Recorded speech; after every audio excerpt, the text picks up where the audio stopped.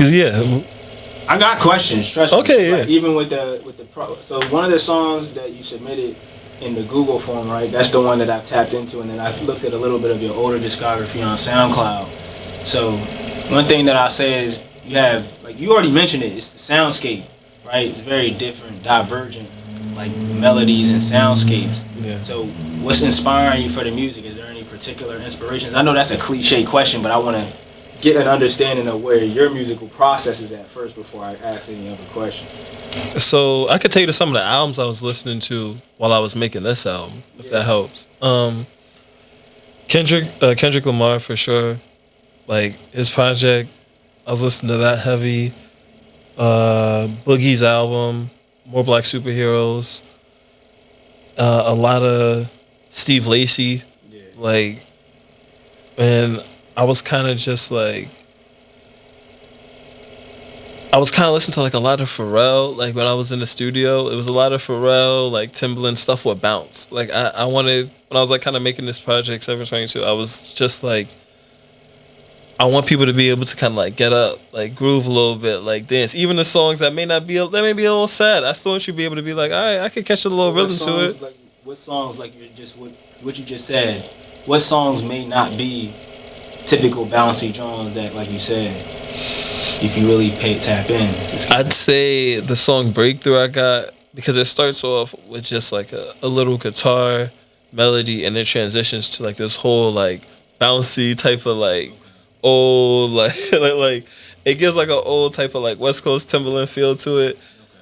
And I definitely say Who Are You, the intro song, because it starts off, it's really a song about me. Like I'm talking about like the whole song Who Are You, it's really supposed to be a song if I was on a date and a girl asked me who I was, and I really just, the whole verse I'm really just like talking about my life and really just like explaining it to you. But when I play it, people be dancing, people like, oh, okay.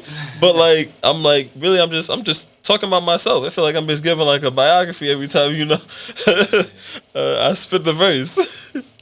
So I mean, is that what you feel like is like the growing point, or like, so somebody who already heard your music, why is this the one that they need to tap into that reflects something of growth or difference? Like, because I feel like this album is the most of myself that I've given before.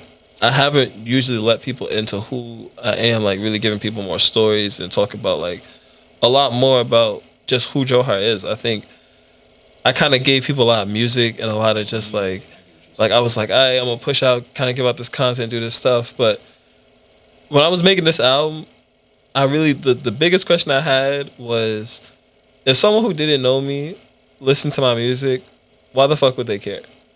and that's kind of like a great question, right? And that's why that first song, I'm starting off with who I am, because it's like off the rip. Before you get into this album, this is what you about to get into. This is who I am. You ain't fucking with it. Just tune out. Yeah. Like, No, it's a fact. and it's off, and like that's a song that like people that's really doing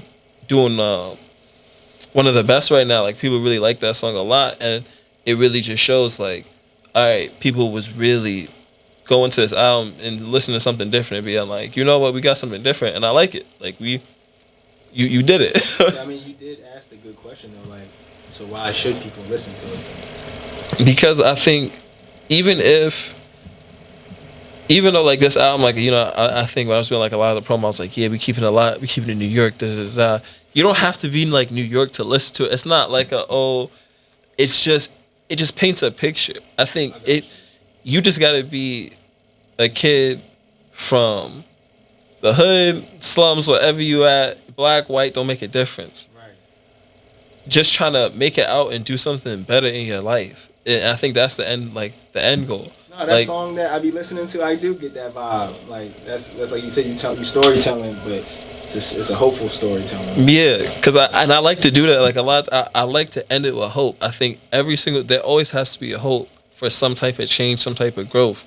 Even like this album, I ended it with like a freestyle to my cousin, and it's funny, my little cousin Jordan, because in the whole the whole song, basically the verse how I wrote it was, if he wrote like the song to me, like if he just like like called me up one day and was just like, I heard what you've been doing, this, and that. Like, as he, like, one day when he was older.